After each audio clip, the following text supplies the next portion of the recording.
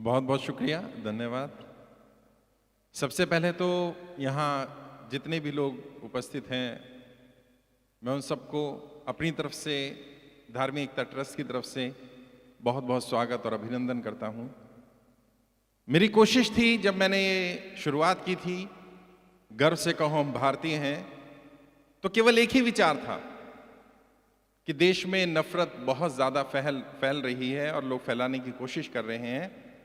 उस नफरत को थोड़ा कम किया जाए, कुछ मिटाया जाए। और मैं मानता हूं कि कट्टरता से अगर कोई चीज लड़ सकती है, मुकाबला कर सकती है, तो वो भारतीयता ही है। और ये विचार गर्व से कहो हम भारतीय हैं, ये केवल मेरा विचार नहीं है, मैं तो इसे आगे बढ़ा रहा हूं, लेकिन इसकी शुरुआत तो बहुत पहले की जा चुकी थी। हम सब जानते हैं कि बाबा साहब अम्बेडकर ने भी कहा था, शुरुआत और अंत में हम केवल भारतीय हैं। और उसी भारतीयता को आगे प्रमोट करने के लिए मैंने एक दिया जलाया है, एकता का दिया, मोहब्बत का दिया, प्रेम का दिया। जहां लोग कट्टरपंथी सोच को आगे बढ़ाने की कोशिश कर रहे हैं, जहां लोग धर्म जाति के नाम पर लड़ने की कोशिश कर रहे हैं, लोगों को लड़ाया जा रहा है, वहां मेरी कोशिश है कि एकता स्थापित की जाए। और आज इसकी सबसे ज्यादा जरूरत क्यों है? साथियों, एक बात है, आज समय जो है वो घर बचाने का नहीं है, आज देश बचाने का समय है। अगर देश ही नहीं बचेगा तो हमारे घर का भी अस्तित्व नहीं रहेगा। और कुछ ताकतें हमें तोड़ने का काम कर रही हैं, लड़ाने का काम कर रही हैं। धर्म के नाम पर, जाति के नाम पर बार बार उकसाया जा रहा है। उन्हें समझ में ही नहीं आ रहा कि भारत का फैब्रिक कैसा है। असल में भारत का फैब्रिक सेकुलर है। हमें धर्म जाति से ज्यादा मतलब नहीं है, क्योंकि हम सब ये मानते हैं कि हम सब इंसान हैं। और मैं कहता हूं कि क्या ये जरूरी है कि हर इंसान में हिंदू या मुसलमान देखा जाए? क्या ये काफी नहीं कि इंसान में केवल इंसान देखा जाए? क्यों धर्म की बात करना, क्यों जाति की बात करना? और जब हम बीमार होते हैं, हॉस्पिटल जाते हैं, तो हम डॉक्टर से ये नहीं पूछते तेरी जाति कौन सी, तेरा धर्म कौन सा है। जब हम शिक्षा लेने जाते हैं तो किसी शिक्षक से ये नहीं पूछते कि आपकी जाति कौन सी, आपका धर्म कौन सा है। और धर्म है क्या? धर्म क्या है, इसको भी जानना पड़ेगा। धर्म है कर्तव्य, जिम्मेदारी। जैसे एक शिक्षक का क्या धर्म? एक शिक्षक का धर्म है अच्छी शिक्षा देना। एक व्यापारी का क्या धर्म है? ईमानदारी से व्यापार करना। एक डॉक्टर का क्या धर्म है? मरीज का इलाज करना। एक राजनेता का क्या धर्म होना चाहिए? देश की सेवा करना। धर्म है स्वभाव, धर्म है गुण। धर्म एक्चुअल में जानने की चीज होता था। अफसोस की बात, हमने धर्म को मानने की चीज बना लिया। और मैं आपसे बता देना चाहता हूं, यदि आप धर्म को जान लेंगे तो धर्म को मानने की जरूरत नहीं है, जानना काफी। और जो धर्म के नाम पर लड़ रहे हैं, जाति के नाम पर लड़ रहे हैं, मैं लिख करके दे सकता हूं कि उन्होंने धर्म को पढ़ा नहीं है, धर्म को जाना नहीं है। वो किसी भी धर्म में हो सकते हैं। कट्टरपंथी सोच के लोग केवल 5% है साहब। 95% लोग देश के ऐसे हैं जो सेकुलर हैं, जो इकट्ठे रहना चाहते हैं। वो किसी भी आधार पर भेदभाव नहीं करना चाहते। लेकिन समस्या क्या है? ये 5% लोग जो कट्टरपंथी सोच वाले हैं, ये संगठित हैं, ये इकट्ठे हैं। और हम जो 95% लोग एक साथ रहना चाहते हैं, भेदभाव नहीं करना चाहते, हम बटे हुए हैं। इसलिए मैंने प्रयास किया कि इन 95% लोगों को इकट्ठा किया जाए जो एक साथ रहना चाहते हैं। और मैं एक पॉलिटिकल ट्रेनर भी हूं, पॉलिटिशियंस को ट्रेनिंग भी देता हूं। मैं बिजनेस ट्रेनर भी हूं, बिजनेस ट्रेनिंग भी देता हूं। मुझे आज दुनिया के 50 देशों में सुना जाता है। मुझे YouTube पर 2.5 लाख से ज्यादा लोग फॉलो करते हैं। Facebook पर मुझे लगभग 6 लाख से ज्यादा लोग फॉलो करते हैं। दुनिया के अलग अलग देशों में मुझे सुना जाता है। और जब मैंने प्रयास किया तो भारत से नहीं, भारत के बाहर से भी समर्थन आया। लोगों ने कहा कि आज इसकी जरूरत है। और खासकर से वो लोग, वो भारतीय जो भारत के अलग अलग देशों में, भारत से बाहर दुनिया के अलग देशों में रह रहे हैं, वो भारतीयता को ज्यादा जी रहे हैं। अच्छा, अभी आप देखो, जब हम किसी राज्य में होते हैं वहां हमारी भारतीयता थोड़ी कम होती है। जब हम राज्य से बाहर चले जाते हैं तो भारतीयता ज्यादा बढ़ जाती है। और जब देश से बाहर चले जाते हैं तो हमारी केवल एक ही पहचान रह जाती है, हम इंडियन हैं। बाकी सारी पहचान छोटी हो जाती है। तो जो हमारी सबसे बड़ी पहचान है, क्यों ना उस पहचान को आगे बढ़ाया जाए। और इसी सोच के साथ इस मिशन को शुरू किया गया। और जब शुरुआत की थी तो मालूम नहीं था कि इतना समर्थन मिलेगा। लोग इंतजार कर रहे हैं इसका। अभी मैं कमिश्नर साहब से साथ बैठा था, नीचे बात कर रहा था। उन्होंने कहा, ये जो आप बोल रहे हो वो शब्द तो आपके हैं लेकिन विचार मेरे ही हैं। मैं भी यही चाहता हूं कि एकता आए, अखंडता आए, धर्म जाति के आधार पर भेदभाव होना नहीं चाहिए। और मैं समझता हूं इस हॉल में कोई भी व्यक्ति ऐसा नहीं होगा जो सोचता हो कि भेदभाव होना चाहिए। हर कोई इस भेदभाव को समाप्त करना चाहता है, लड़ना चाहता है, इसके खिलाफ प्रयास कर रहा है। कई मुझे बताया गया यहाँ संस्थाएं ऐसे आई हैं जो जानबूझ करके ऐसे लोग जो कट्टरपंथी सोच के लोग हैं उनके विरोध में लड़ती हैं। उन्हें अपना नुकसान भी कई बार झेलना पड़ता है। मुझे अभी प्रदेश अध्यक्ष बता रहे थे देवाशीष जी कि यहाँ पर बंगाल में कुछ लोग कोशिश कर रहे हैं धर्म के आधार पर भेदभाव करने की, जाति के आधार पर बांटने की, लेकिन बहुत सारे लोग हैं जो उनसे लड़ने का प्रयास कर रहे हैं। साथियों, जैसा मैंने कहा, यह समय घर बचाने का नहीं है, यह समय देश को बचाने का है। हमें संगठित होना ही होगा। और ये कट्टरपंथी सोच के लोग, कोई भी व्यक्ति किसी भी धर्म का हो, अगर वो कट्टरपंथी है तो समझ लेना वो धार्मिक नहीं हो सकता। क्योंकि धार्मिक होने के लिए पहली शर्त सेकुलर होना ही है। या तो आप कट्टरपंथी सोच के लोग हो सकते हैं या आप धार्मिक हो सकते हैं, दोनों एक साथ नहीं हो सकते। और यदि कोई कहे कि मैं धार्मिक भी हूं और कट्टर भी हूं तो समझ लेना वो पाखंडी है। या तो आप धार्मिक होंगे या कट्टर होंगे, दोनों चीजें एक साथ नहीं हो सकती हैं। और जो लोग धर्म के प्राउड की बात करते हैं, कई लोग इस धर्म की बात करते हैं, कई लोग इस धर्म की बात करते हैं, और कोई भी व्यक्ति कट्टर अगर आपको मिले, उससे एक सवाल करना। मैंने आज तक सैकड़ों कट्टर लोगों से सवाल पूछा और उनके पास जवाब नहीं है इस सवाल का। क्या सवाल? वो कहते हैं मुझे अपने धर्म पर गर्व है, मुझे इस पर गर्व है, उस पर गर्व है। मैं उन्हें पूछता हूं, जिस धर्म में तुम पैदा हुए, जिस धर्म के लिए तुम कट्टर हो, यदि तुम्हारा जन्म किसी दूसरे धर्म में हुआ होता तो क्या तब भी तुम अपने वर्तमान धर्म के लिए कट्टर होते? सवाल समझना। जिस धर्म के लिए तुम कट्टर हो, यदि तुम्हारा जन्म दूसरे धर्म में हुआ होता तब भी क्या तुम अपने इस वर्तमान धर्म में कट्टर, धर्म के लिए कट्टर होते? तो उनको साफ सूंघ जाता है। कहते हैं नहीं, फिर तो हम इस धर्म के लिए कट्टर नहीं होते, फिर तो उस धर्म के लिए होते जिसमें पैदा हुए। तो मैंने कहा तुम कट्टर नहीं हो, तुम पाखंडी हो। इंसान बनो। हिंदू मुसलमान से पहले इंसान बनने की जरूरत है। और जो व्यक्ति एक अच्छा इंसान बन जाता है उसे हिंदू या मुसलमान की जरूरत नहीं है। और वो हिंदू और मुसलमान बनता रहे और अच्छा इंसान ना बन पाए तो उसका अपने धर्म के साथ भी अपमान ही कर रहा है। वो मैंने लिखा था फेसबुक पर, बड़ा वायरल हुआ, आर्टिकल लिखा था मैंने उसमें कहा था, यदि आप किसी दूसरे धर्म या जाति का अपमान कर रहे होते हैं, उसी समय आप अपने धर्म और जाति का सम्मान भी कम कर रहे होते हैं। जी हां, यदि आप किसी भी व्यक्ति के धर्म या जाति का अपमान कर रहे हैं तो यकीन मानिए उसी समय आप अपने धर्म और जाति का भी सम्मान कम कर रहे हैं। क्योंकि आपकी पहचान आपके धर्म से, आपकी जाति से जो है, उसे देख करके लोगों के मन में उस धर्म जाति के प्रति घृणा पैदा हो जाएगी। और चाहते हो कि तुम्हारी जाति या धर्म का अगर गर्व रहे, लोग सम्मान से देखें, तो दूसरे के व्यक्ति के धर्म और जाति का सम्मान करना शुरू करो। इंसान को इंसान के रूप में स्वीकार करना शुरू करो और इस भारतीयता के संदेश को लेकर के जाओ। ये सिर्फ भारतीयता दिखाने के लिए या बोलने के नहीं होगा, इसको जीना पड़ेगा हमें। और इसीलिए मैंने भारतीयता की एक शपथ शुरू की है। शपथ बड़ी आसान है लेकिन कई लोगों को बड़ी मुश्किल लगती है। शपथ क्या है? मैं किसी भी भारतीय के साथ जाति, धर्म, भाषा, क्षेत्र, लिंग या किसी आधार पर कोई भेदभाव नहीं करूंगा। मैं भारत के संविधान का सम्मान करूंगा और मैं अपनी इच्छा से अपने नाम के साथ भारतीय शब्द जोड़ने को तैयार हूं। ये भारतीयता ही है जो हमें जोड़ेगी और यही भारत का भविष्य होने वाला है। हम सबको अपनी जाति, धर्म से ऊपर उठ करके भारतीय बनना पड़ेगा। यहां कई संस्थाओं के लोग आए हुए हैं, कई लोग ऑलरेडी बड़ी बड़ी संस्थाएं चलाते हैं। मुझे बताया गया कई संस्थाएं ऐसे हैं जिनमें 100, 200, 500, 1000 सदस्य हैं। आप ये संदेश लेकर के जाइए और अपनी संस्था में लोगों को बताइए कि भारतीय बनकर के जीना शुरू करना है, हमें भेदभाव नहीं करना, हमें इस भेदभाव को मिटाना है। और हर तरह के भेदभाव को मिटाना है, जाति के आधार पर भी, धर्म के आधार पर भी, भाषा के आधार पर, क्षेत्र के आधार पर, जेंडर के आधार पर बहुत बड़ा भेदभाव हो रहा है। अभी मुझे अच्छा लगा, मैडम से मिला मैं, मैडम ने बताया वो एक संस्था चलाती हैं जो पुरुषों के लिए काम करती हैं। तो मैंने कहा अच्छी बात है, महिलाएं अगर पुरुषों के लिए काम करेंगे और पुरुष महिलाओं के लिए काम करेंगे तो यही तो फिर एकता आएगी ना। महिलाएं कब तक अपनी आवाज उठाती रहें, पुरुष उनकी आवाज क्यों नहीं उठाना चाहते? और मैं प्रयास कर रहा हूं लीडरशिप डेवलप करने का महिलाओं में। पूरे देश से ऐसी लेडीज को ढूंढ रहा हूं, लगभग 250 ऐसी लेडीज जो आने वाले समय में नेतृत्व कर सकें, सदन में जाकर के, विधानसभाओं में जाकर के, और जो बिल्कुल रॉ हों, जिनका कोई पॉलिटिकल बैकग्राउंड नहीं हो। उन्हें ग्रूम किया जाए, उन्हें ट्रेन किया जाए, उनमें काबिलियत पोटेंशियल को डेवलप किया जाए। और ऐसा नहीं है पोटेंशियल नहीं है। हमने अपनी माताओं, अपनी बहनों, अपनी बच्चियों पर कभी भरोसा ही नहीं किया। जब तक भरोसा नहीं किया था वो कुछ काम भी नहीं कर पाती नहीं। उन्हें घर तक सीमित कर दिया गया था। उन पर किसी ने भरोसा किया तो वो इंजीनियर बन गई, भरोसा किया तो डॉक्टर बन गई, भरोसा किया तो टीचर बन गई, भरोसा किया तो आज सेना में है।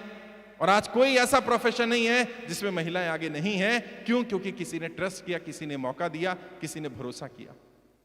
और जब हर फील्ड में हो सकती हैं तो लीडरशिप में क्यों नहीं हो सकती हैं?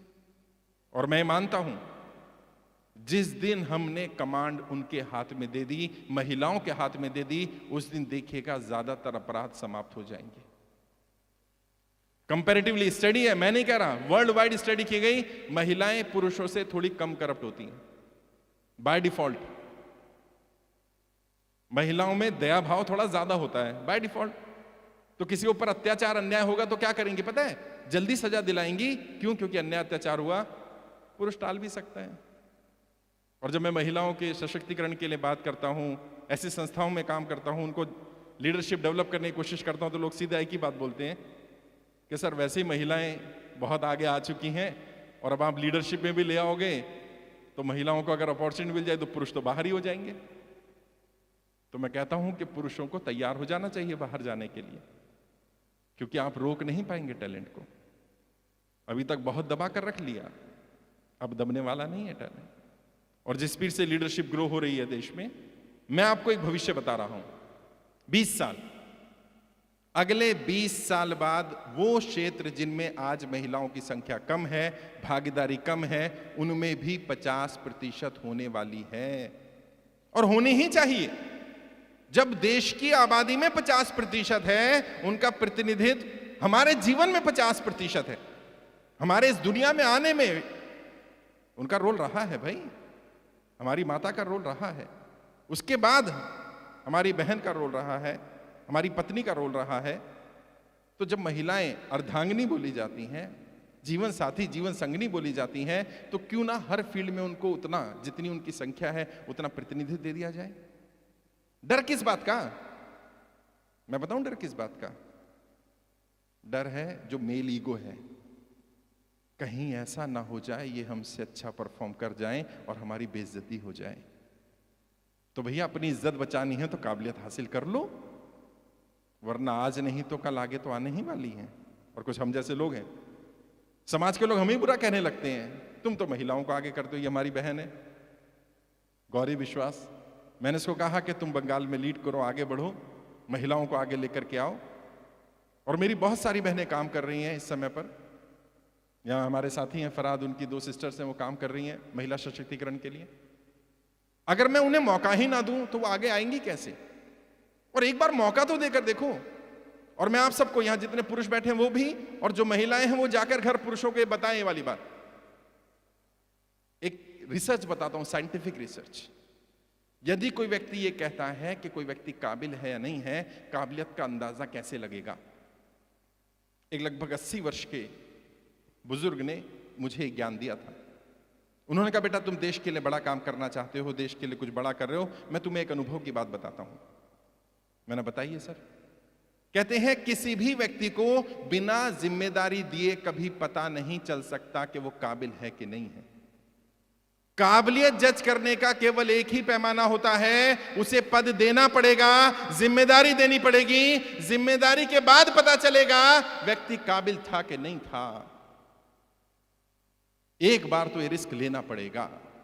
लोग क्या कहते हैं? लोग उल्टा बोलते हैं, पहले आप काबिलियत साबित करो फिर मैं आपको मौका दूंगा। जबकि थ्योरी उल्टी है, पहले मौका दो फिर व्यक्ति काबिलियत साबित करेगा।